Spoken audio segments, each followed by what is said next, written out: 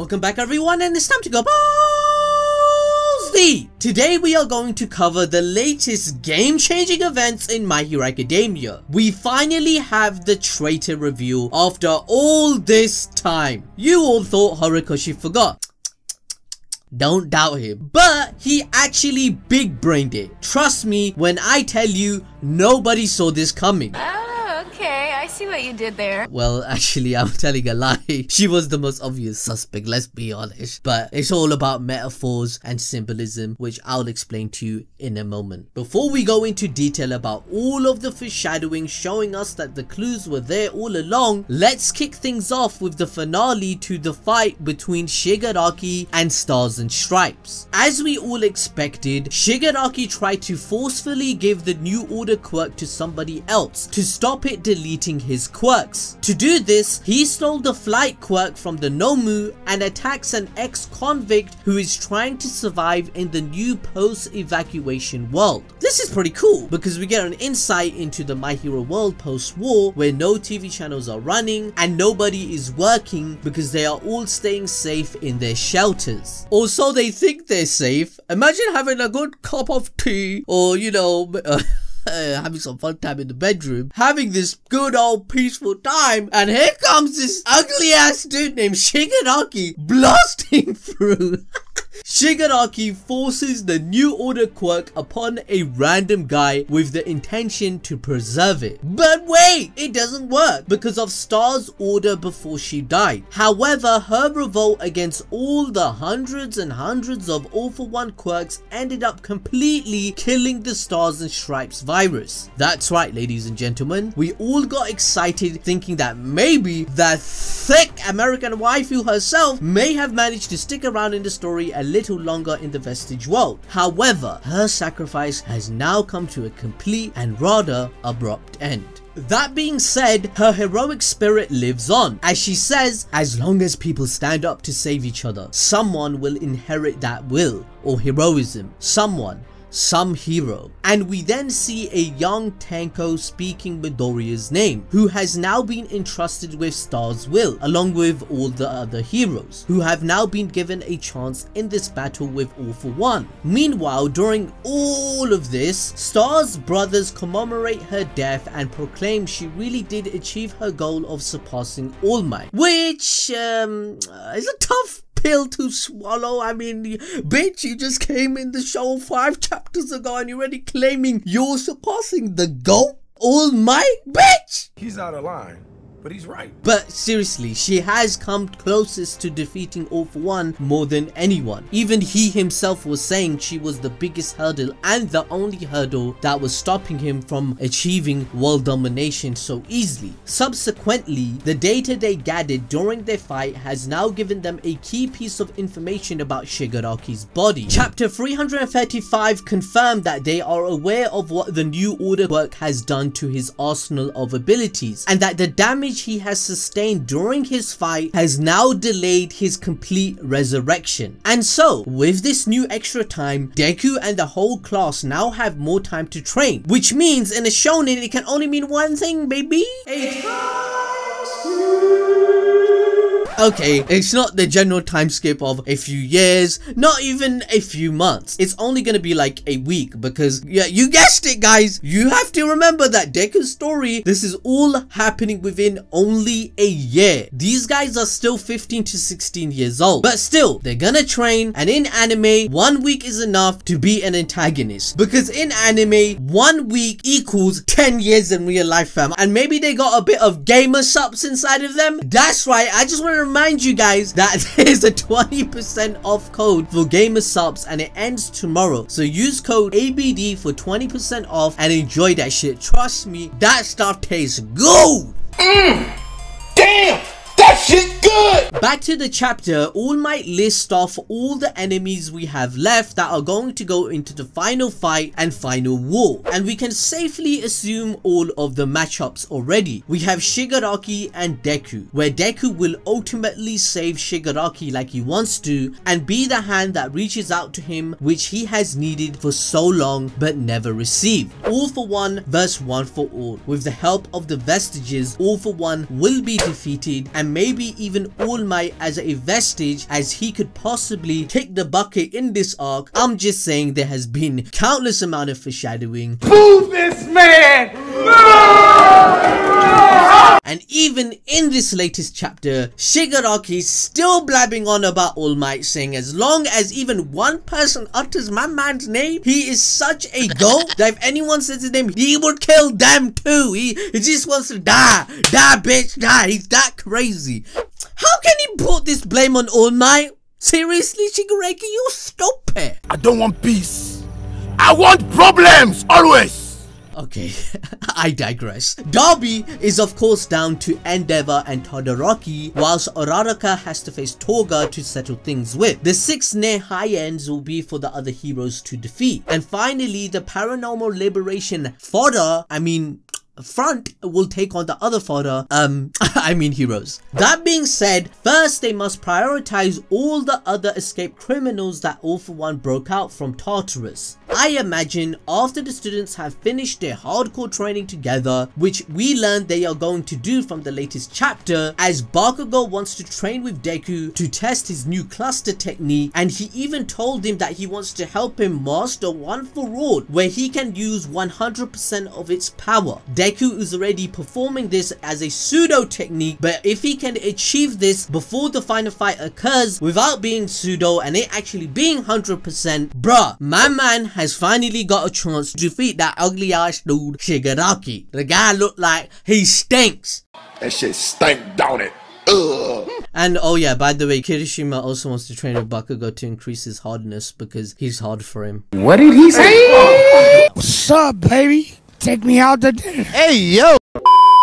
What I imagine will happen after a small time skip is that we will get a small arc similar to the last couple in which they round up the remaining villains. We already know from this chapter that some of the fodder class members have been training with the Wild Pussycat this entire time, so the story can use this as a way to demonstrate their new power levels. This is because they lost half of their heroes in the previous war, which gives the story a logical reason to include the students now. At the end of the day though, we all know, even All Might does, that it's inevitable this will end up in all-out war. I mean, it's the final arc of a shonen, that's obvious. So by demonstrating their new strength before this battle, it will avoid any possible shouts for, you know, ass pulls from the fans later on. It's facts! It's facts!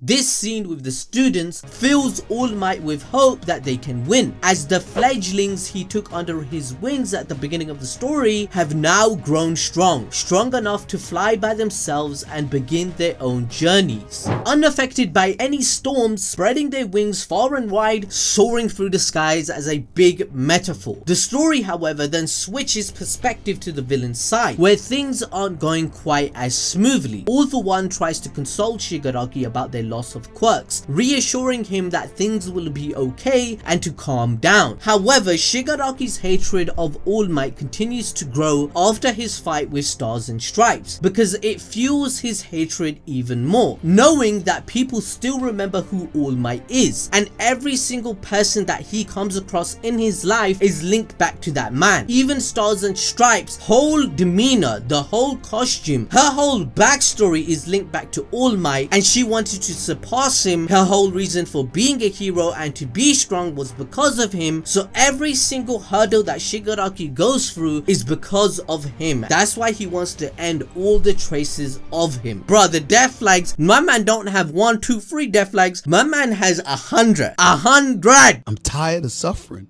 All For One then says how he shares this feeling as the two now share a mind as a new being, but despite not stealing New Order, they have still succeeded with one of their plans, that being removing Stars and Stripes from the story. Although Darby strongly disagrees, All For One mentions how this is a difference between the two of them. All For One meticulously plans out a multitude of routes, each full of different outcomes, but all coming to the same goal. All of these routes have been planned throughout decades as part of his master plan. That is the reason he's built different and is the main antagonist of this story, and Darby isn't.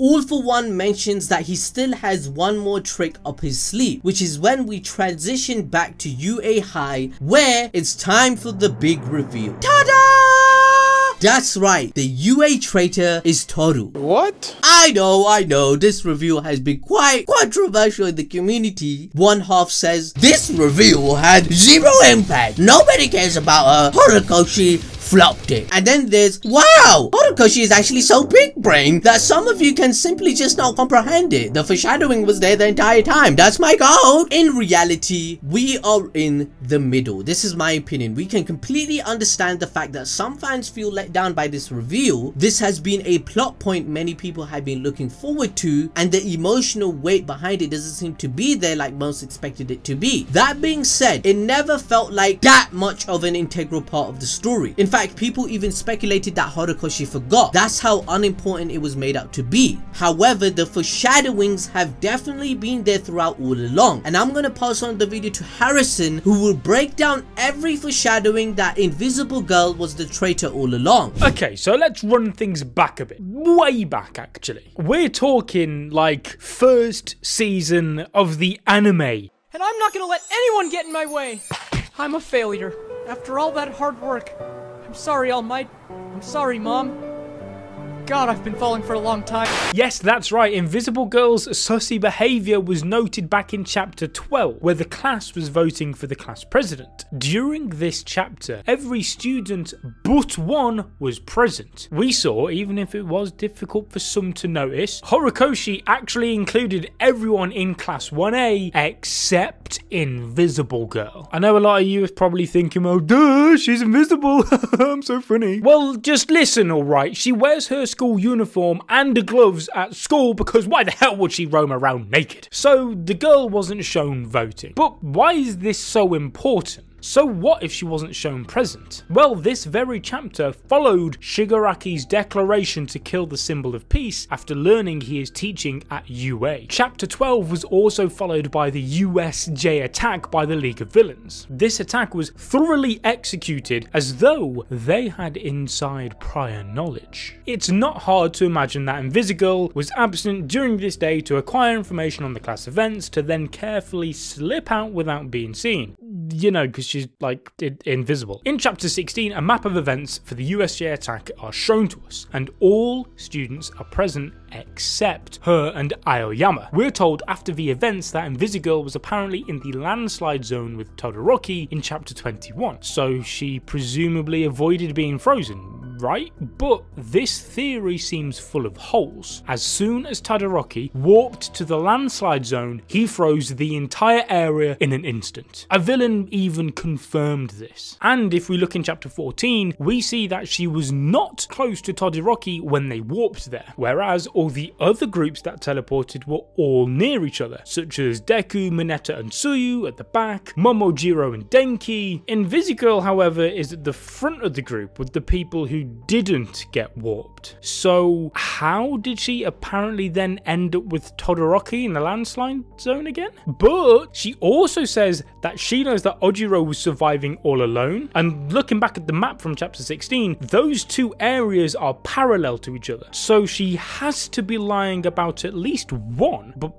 why? Also, I just want to clarify that she may not be the only traitor at UA still. Aoyama asks in chapter 21 if anyone wants to know where he was, but he then says it's a secret and he can't reveal it. Now this fits his character and could be nothing, as after all he's a complete weirdo. However, this weird behavior may just be because he's also a traitor. Like, let's not forget, Ojiro was the only one that was alone in the battle, and who was he standing next to before teleporting? Aoyama, who then disappeared, just like Invisible Girl. Now, this doesn't just end here. Remember when Deku was approached by Shigaraki at the shopping mall back in chapter 68? Have you ever just took a moment to just think about how convenient that was? The fact that Shigaraki, an introvert who has to lay low, just so happened to be at the mall at the same time and day as Deku.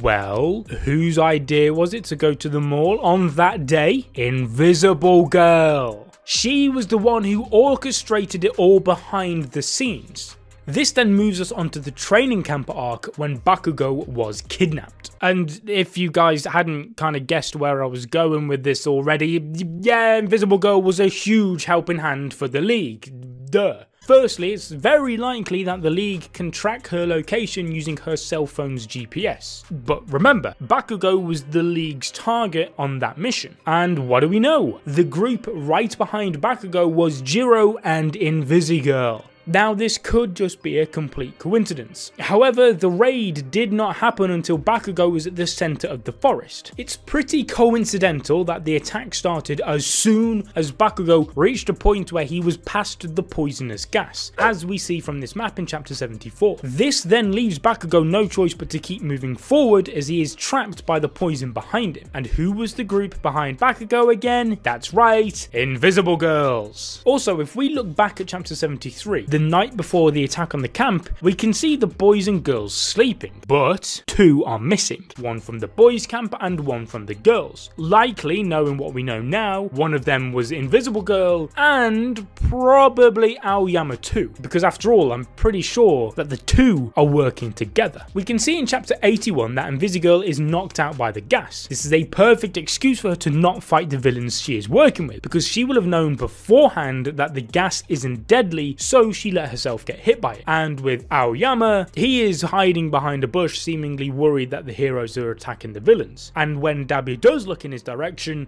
he chooses to ignore him, likely because the two are in it together. Now, many people complain that her being the traitor is underwhelming because she's a nothing character, but part of me finds that rather poetic. She is invisible, and nobody can ever see her. She is forgettable to both us the reader and those around her. So us finding her a boring and nothing character that's not fit for being the traitor is the exact reason that she is the traitor. Because she will want All for One to remove her quirk so she can finally begin living her life as a real person. Also, if you remember our review from chapter 324, you will remember we mentioned how the new generation of heroes are just normal people with an actual human identity, and Horikoshi has displayed this through the names we have instinctively come to refer to the characters as. The old gen of heroes per se, we still refer to them by their hero names, like Endeavor, All Might, Stars and Stripes, Hawks, the list goes on. You can't really think of their real names too easily. Then there's the new gen, we refer to them as their real names as opposed to their hero ones. Bakugo, Todoroki, Midoriya, etc. But Invisible Girl, to the vast majority, at least in the community, she's always just been Invisible Girl. And this is on purpose by Horikoshi. He has written her in a way that she becomes forgettable as a human so that her reasoning feels more, well, reasonable. And chapters 30 and 31 hint at her desire for attention. In chapter 30, where the girls realise they have been tricked into dressing as cheerleaders, they are all down because they don't want to do it. Except for her. She is well up for it. And in the following chapter, when they are sent out to actually cheerlead, she jumps higher than anyone else and even has her feet all the way in the air above everyone's heads, showing just how much she is enjoying finally being seen. And this explains why she went to All for One, as he can remove her quirk, which is something he has always done to people for something in return if they so wish. It fits in nicely with his philosophy, which we saw in chapter 193 when he removed the quirks from two grateful followers. But let us know in the comment section down below. Did you think that Invisible Girl was going to end up being the traitor? Are you glad that she is? Let us know what your opinions are. Also, make sure you leave a like on this video, subscribe and ding that notification bell, and we'll be seeing you guys in the next video. But until then, bye bye.